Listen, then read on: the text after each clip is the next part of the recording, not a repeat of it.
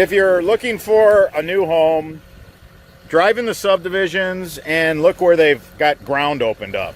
If you see this, that's iron ock. I'm not saying your house is garbage if you got iron ock. Of course not. Of course not. You got to be relentless, and you got to keep to your jetting to keep your tiles clean. But you see how this iron ock is just, like, this hole was opened up a couple weeks ago, and it is just bleeding. Look at that. So when a basement's dug, I'll tell you what though, it does make like ponds and streams this really cool gold color, man. Not yellow, like a true gold. It's pretty cool.